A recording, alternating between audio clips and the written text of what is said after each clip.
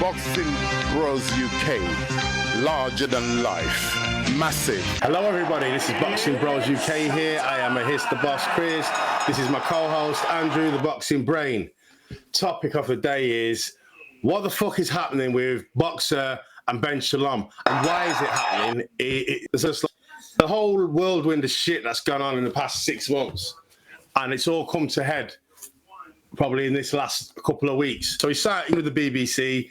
He didn't get the Sky deal, signed with the BBC. Everything's glorious. It's free to air, so he hasn't got much money. So his first ever show that he's going to do, this is what he decides to do.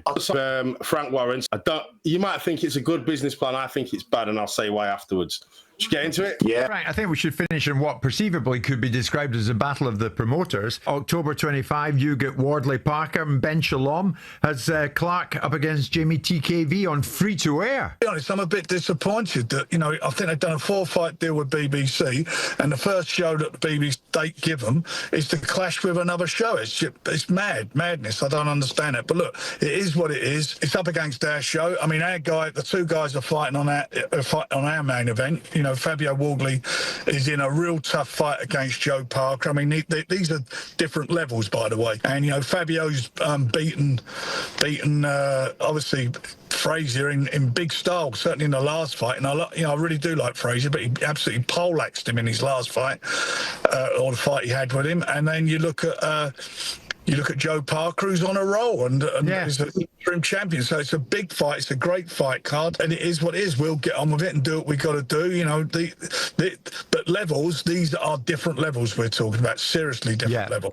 Yeah, I don't like all that, Chris. This is the issue we got with Ben Shalom. Right? I'm already because I'm still kind of smarting from his total avoidance of giving us an interview at that time. He didn't want to. I just thought that was so obvious, because this is my overall impression of him. He's a bit of a snake oil salesman. I know they say that about Eddie Hearn, but he's a slimy snake and sneaky and trying to put a big British fight with Fraser Clark and Jamie TKV, who, by the way, sorry for the plug, who we had on our stream chat, really nice fella, knows his boxing. So Jamie check out the interview if you haven't.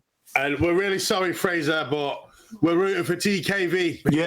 Yeah, so we put it on the videos at the end. Up here somewhere. Don't forget, he's boring as sin. I'll tell you, his promoters go, mate, he could put a baby to sleep. Honestly. The thing, what he's trying to do is he's got a new deal, and it seems like he's being childish and spiteful. Because this is free to air, he thinks he's going to steal viewers from Frank Warren and fucking. That's where I was getting to. Yeah, because I was too busy ranting, Chris. Sorry. and that's a slimy move doing that. And is it good for boxing to put two shows on the same day so that people have to choose? No, it's not. And he might think he's fucking Frank Warren's business up, but he's only just signed a new deal. So even if it's 3% of his viewers decide that they're not going to watch Jamie TV, and they're going to watch that. That's 3% that he's lost trying to flex his muscles and square up to a man who's been in the boxing game for about 50 years. Why would you do that? You're not going to win. So I don't understand why you would do that. Like you say, especially your first sort of headline fight on the national broadcaster.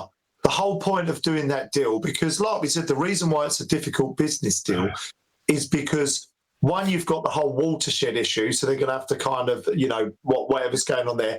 It's not going to have the budget that Sky Sports afforded them. Right? There's all sorts of other issues, with doing a deal like that. And also, surely you would want as many eyes on your first mainline fight as possible. Wardley Parker's an attractive fight, a decent fight. I know it's pay-per-view, but more people, I would imagine, I know I am, more interested in seeing that fight. To me, this is a series of very odd decisions. And not on top of that, Chris, the poor communication he seems to have from his fighters. I think that's some of the problem as well. The fight, they're up in the air. They don't know what's going on. They don't hear from him for months. On the note, brings us on to our next video. Poor communication with fighters, right? I did that on purpose. Great minds think alike. But Callum Simpson, he's a great talent. He is. He is.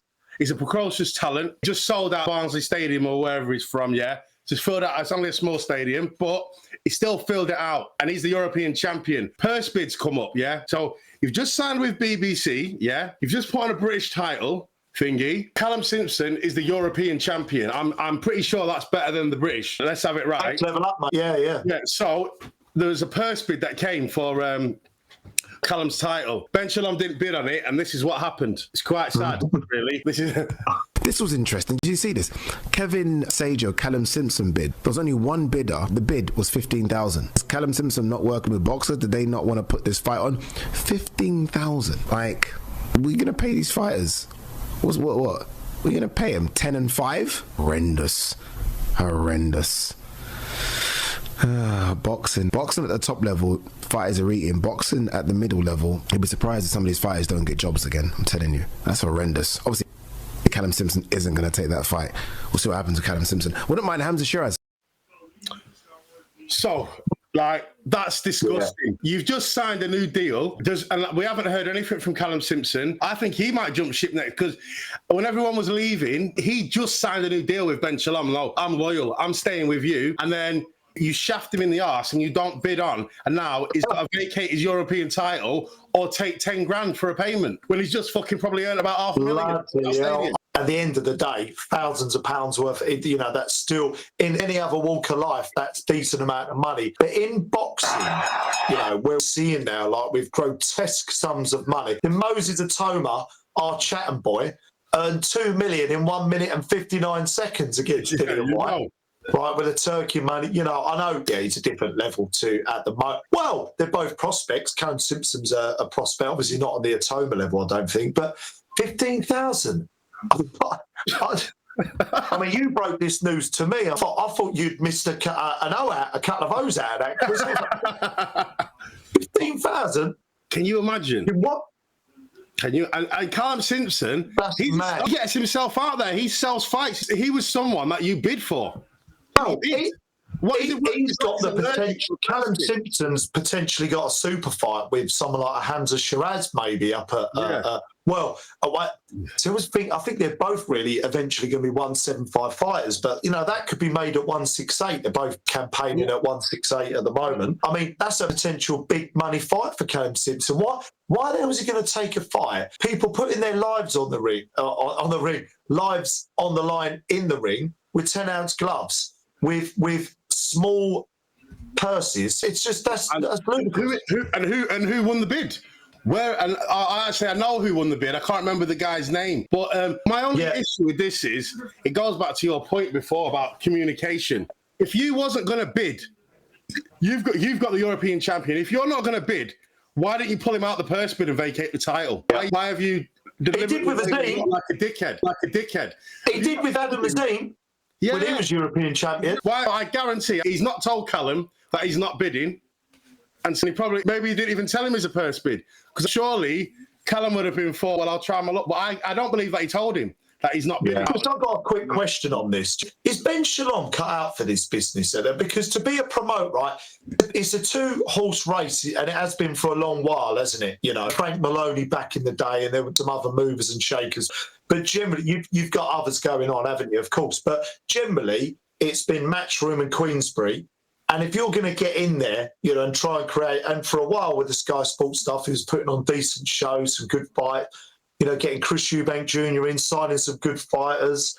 Yeah. And it just seems, for me, Eddie Hearn had to run, because Frank Warren will test you. Like you say, he's the kind of brick top, he's the godfather, whatever you want to call it, of the business. You've got to have thick skin, you've got to be hardy. Eddie Hearn fought tooth and nail, and now they respect each other. But Eddie Hearn, notoriously hard worker, loads of charm, great talker, loves boxing, passionate.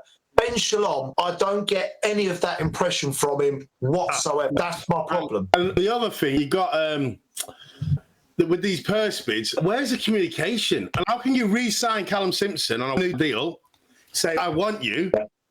Like, you must have known that was coming. Have you got a better fight for in the pipeline? What is going on? Because it looks like you've just mugged him off completely. And I don't get it. And now Ben Shalom is the Conor Ben Eubank Jr., he's trying acting like a tough guy now. Have you noticed? I think he's trying to show a bit of personality. Yeah. I think it's making him look worse because he's just looking like a dickhead. Like, yeah. What are you famous for, Connor? What are you famous for, Connor? Like, he's saying that, like, why are you speaking like that? Like, but even Turki said it to him, didn't he, in the first fight? Like, Ben, have you got anything to say? You're going to say anything? And he's just, he gets treated like a little boy, doesn't he? It's a bit weird. The way to counteract that, it isn't to start acting like you want to fight people because we're adults. You've got to come back at them with your words. You've got to laugh things off. You've got to, even like when Eddie Hearn challenges you to a bet, don't back down. Say, all right then, I'll back my boy. Let's put $500,000 in escrow. Fuck it. Do you know what I mean? Like, he's doing things like that, not like, oh, what, you really want to do it? Yeah. I'm calling him a pussy. Like, I'm going to try, for the sake of some levity, because we always try to do this, don't we? Because we're generally not a big fan. And I know we keep saying this, we'll never get an interview with him, I tell you. But, but at the end of the day, independent media, independent thought. Independent media, independent thought. The only thing I would say is he's still new to the game. He's still very young. He's still probably learning the business a lot. Eddie Hearn's gone through some ups and downs. Frank Warren went through some difficulties, in earlier stage of his career. And now, what Ben Shalom's got to do if he wants to stick around, I know it's easy for me and you to say, is he's got to, have that kind of champion spirit, that fighter spirit of, he's taken a couple of losses. He's had a big couple of knockouts recently, but he's got to rebuild. He's got to come back, make the adjustments in the ring, if you see where I'm going here. Yeah. And he's got to show a bit of character. Because at the moment, and we'll get on, obviously, the more recent events, this would wobble anyone. This is not a good look, the box at the moment. People are being ridiculed. It's embarrassing. But we will see now what he's made of, Chris.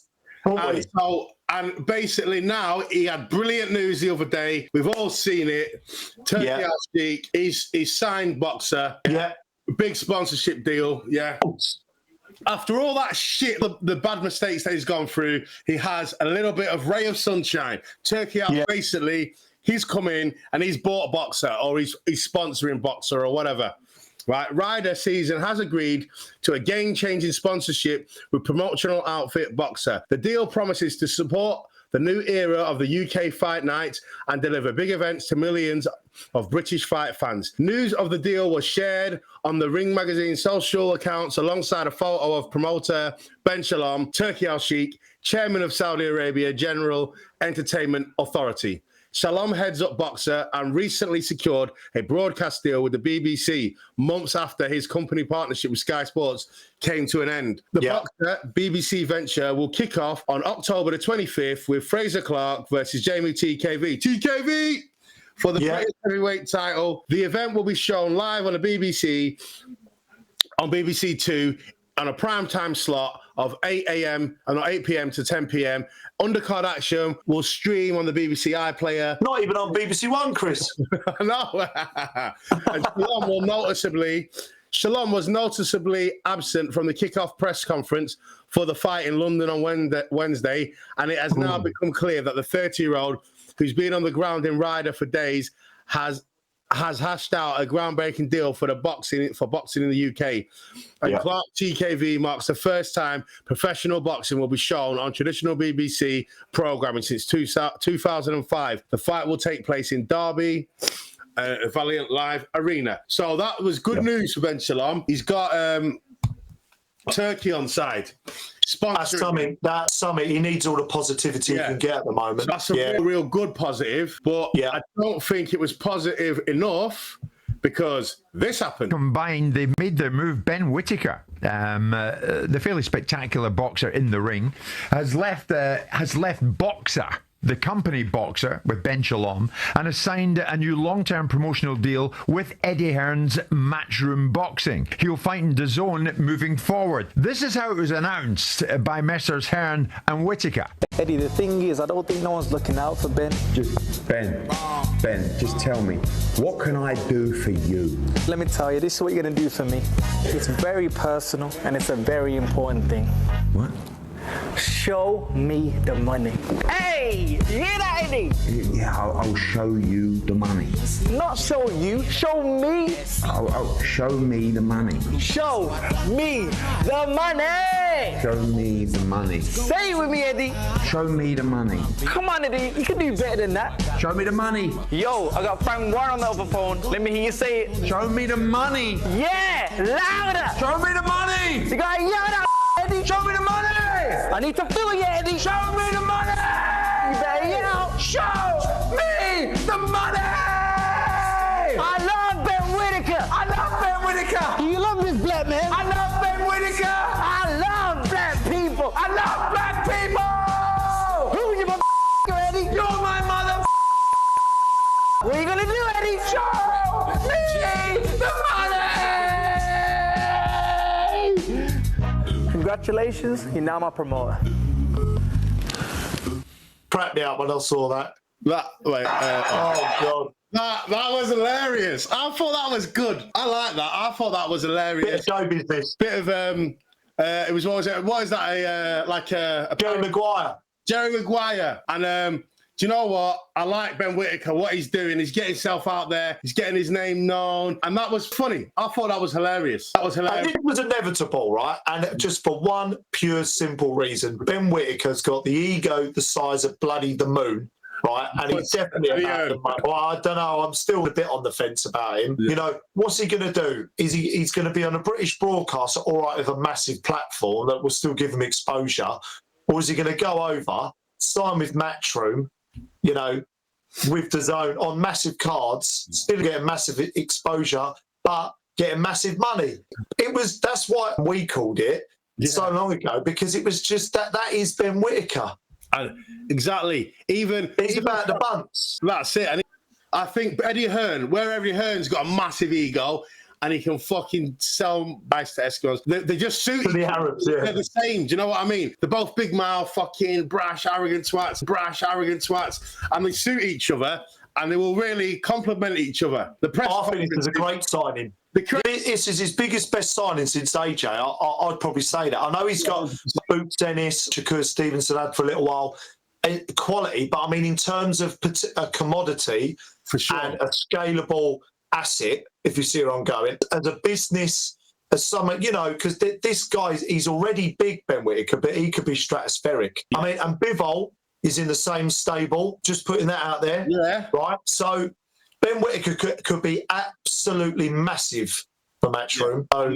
And with his style, it's just, this is a great signing. And another mistake that Ben Shalom's made. So Eddie Hearn tried to sign Ben Whittaker when he first left, yeah? Do you know how much money Ben Shalom made Sky give him? Do you know how much he was on when he was knocking them Dinlows out for 4 rounds? Was it 500 grand a fight, or was it more? Yeah.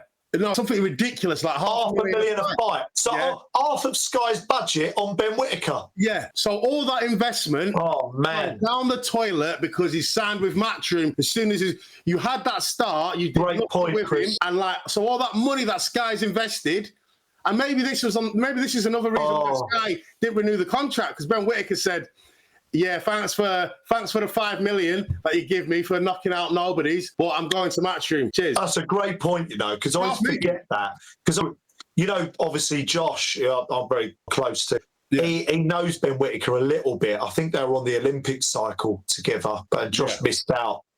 And he was saying that he told me that he was, and I said, is he? And then I looked into it, looked at, you know, online, and he was on $500,000, upwards of $500,000 a fight. As a prospect, he's only just had 10 fights. That's mad. That's mad money. He'll be absolutely reeling from this, Ben Shalom, but privately, behind closed doors, wouldn't he? That's crippled him, Cole. I'll give you an example, yeah. AJ, superstar, same thing. Left the Olympics, everybody wanted him. So Matchroom gave AJ, not as much as that, but a similar deal AJ was getting. But the difference is, he's still with Matchroom now. And now he's on the slide. They're riding him like a donkey and cashing him out on everything they want. Because of his name. They've got more than their money back out of AJ. Ben Shalom has overpaid him to get him to sign with Boxer and Sky. Overpaid him, and then he's took the money. And because they couldn't make it work, he's left. So that they've lost about 10 million down the toilet. Because all the shit they've done to try and build him, Eddie Hearn's going to reap the results. Because he's going to take him. Yeah, Ben Shalom has sort of helped create a star and Matchroom are now going to reap all of the rewards. Yeah. And that's Oh, no. business. So now maybe that's why the guy said, we're not giving you a new deal because you made us spend all this money on this kid and he's not re-signing with you. So what the fuck? Yeah. You know what I mean? Yeah. So Sky's giving all this money for Ben Whittaker, and he's fucking. That's right. That's like dating. That's like dating for 3 months, like the most beautiful woman you've ever seen in your life for 3 months, right? Who and you kind of, you're getting her the roses and the flowers, you're whining and dining her, and then some guy sweeps it as if thank you very much and shags her, as if thank you very much and shags her. You're like, oh, for God. That's it. That's exactly what's happened to it. That's exactly. I've been working on this for months. What's going on? Putting the groundwork in, taking it. Yeah. That song, Funky D. You should know about me, I'm Funky D. Took chicks home, you got nothing. Took chicks home, you got nothing. Took her out for dinner, but you didn't back. I couldn't resist using that analogy, but I mean, that's how it would feel, wouldn't it? Yeah, that's a great analogy. So, the final question, we've kind of already answered it, to be fair. So, it seems like Ben Shalom, he takes one step forward, like, oh, I've got the BBC deal, sweet, and then he makes bad decisions, like fucking himself up, putting his first show on the same day as Frank Warren. Yeah, he might get more viewers, but Frank's still going to steal some from you on your debut. Then, the next thing, pulling out of purse bids, not communicating with his fighter, another fuck up. Then he gets his rider season. Yeah, he's got investment. Boom. Next few days, Ben Whittaker's leaving. And then just to put the final nail in the coffin, not only is Ben Whittaker leaving, Frank Smith has confirmed that Matchroom are in ongoing talks about a promotional deal with British Cruiserweight champion Vidal Riley. Riley suggests that he was a free agent in August, shortly after Sky Sports' decision not to renew their deal with Boxer. There you go. And I think what I want to say on this is that, and I spoke to you on the phone yesterday about this, I think what can happen in any business or stable, anything like this, when you start to get a bit of a mutiny, people starting to leave, big names, people you look up to, there'll be young fighters in that stable going, oh, hang on, is this going to be moving forward as a fighter? Is this, oh, maybe I should go as well. People like Adam Azim will be looking over his shoulder, which he is already, Fraser Clark, will he be Jamie TKV? All these guys, Caroline Dubois was with Boxer, and all these sort of names, that, it creates a sort of psychological effect where people start to think, oh, maybe I'm going to have to follow suit. And I think, and I'll call it now, my prediction, because I'm on a roll with this, I think Adam Azim, this might not be over. I think Adam Azim is going to be the next one. I think he'll join Queensberry. I think that's my prediction. Adam Azim, Queensberry's perfect for him. With Boatsy, because Boatsy's over with Queensberry as well, isn't he? Yeah, and if Turki alalshik is going to buy Matchroom, I think, because it seems like Eddie's acting like he's got no money, then all of a sudden, boom, he's signing Ben Whittaker. He's trying to sign Vidal Riley. He's got some money from somewhere. And obviously, in the Eddie Hearn series, they were talking about selling Matchroom. So the Matchroom's going to be probably, I reckon, the English version of what Dana White's doing. Like, well, it's $1 billion business, isn't it? Yeah, it's $1 billion business, Matchroom. Things are happening in boxing for the better, it looks like, man. Because I don't know about Dana White in America or whatever shit, but if Eddie Hearn is running something like Dana White's running for boxing in America, I'm all for it. Because Eddie Hearn pays his fighters, and he always and he gets criticised for this, but he likes making dangerous fights. He likes putting people in there before they're ready, and if they're not good enough, they're not fucking good enough. Come on in, Chris.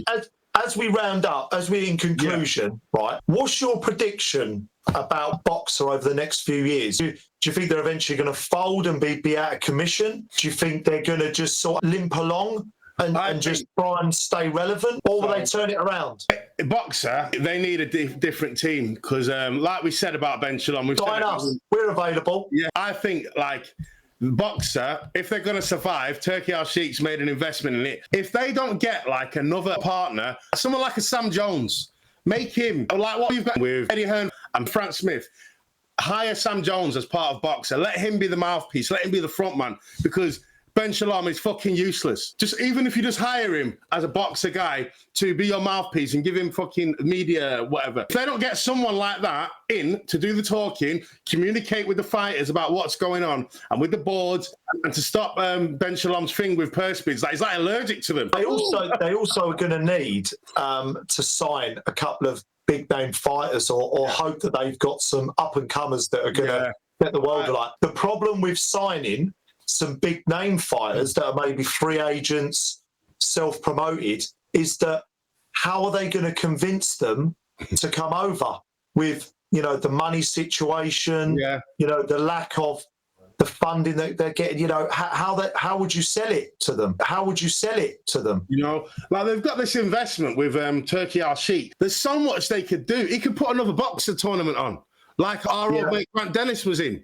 you know? Super series and all that. Like a prize fighter kind of thing. And get some new talent. Because do you know how many fighters out there that are fucking excellent, but they ain't got a deal? And they've got that boxing IQ that just can't be matched, but they just can't seem to get a deal and get the chance to showcase what they're doing. So if he did a prize fight or something, and you've got these pros out there that think, ooh, I'll have a bit of that. Do you know what I mean? Yeah. He's got an opportunity now, but he just doesn't seem, it's like he's trying to be Eddie Hearn and Frank Warren. He's trying to walk before he crawls. You can't have a BBC and think, I'm going to take on Frank Warren and put things on the chain. He could have put that show on a Sunday and said, let's make sure we maximise the viewing. Not, ours is everyone's free, at home. Beat Frank Warren. He just had their roast dinner, you know. Yeah. Do you know when Tony Bellew fought on Sunday in Everton Stadium? Yeah, I enjoyed that.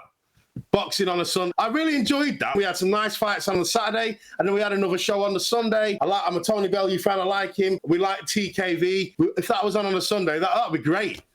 Imagine just getting over Saturday night's boxing, chilling, sit there and nice Sunday boxing on BBC for free. You don't have to pay for because you just paid 20 quid yesterday. Yeah, watch this space moving forward now. More people are going to leave. So we want to know your thoughts. Are we right or are we being too harsh on Ben Shalom? Have we got to give him some time? He's only 30. I know Eddie Hearn got given it, but when he was around that time, he was smashing it. He worked hard for it and he made the right decisions, you know? He let his fighters go on other shows if he lost purse bids. He always tried to back him and bring purse bids. Ben Shalom, he's not learning from his mistakes. He keeps making the same mistakes over and over again. The definition of insanity is doing the same thing over and over, expecting a different result. The definition of insanity is doing the same thing over and over, expecting a different result. That's why we call him the boxing brain, everybody.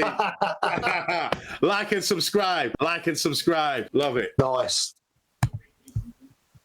I need somebody help. Now just